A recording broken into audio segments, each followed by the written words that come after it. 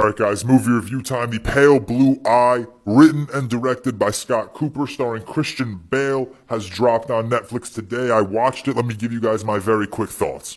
For those of you who don't know, The Pale Blue Eye is a colonial-era murder mystery starring Christian Bale as a very accomplished, world-renowned detective alongside Harry Melling as Edgar Allan Poe. Harry Melling is exactly where I want to start because this man captivated me. This man blew me away.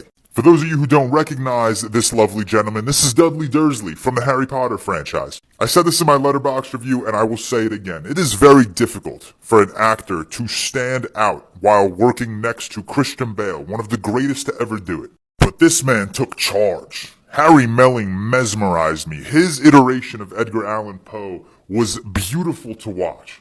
It's January. This is the second movie of 2023 that I've watched, so I'm thinking way ahead. But I am very curious to see how this man's performance holds up around awards season come next year. The movie itself, I'm pleasantly surprised about. It currently holds around a 2.8 average rating on Letterboxd, which is pretty below average. So going into it, I didn't have as high expectations. But this movie does a lot correctly. It really nails the haunting and dark atmosphere of a murder mystery. Think Tim Burton cinematography, think Tim Burton shot selections.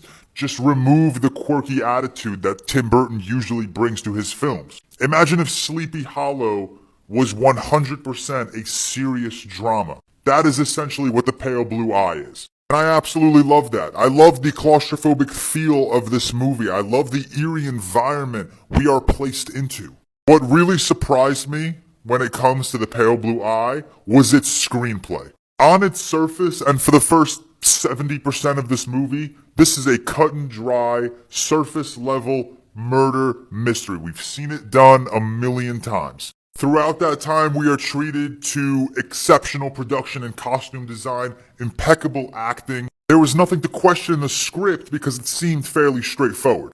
And then, the murder was solved and there was 40 minutes left of this movie.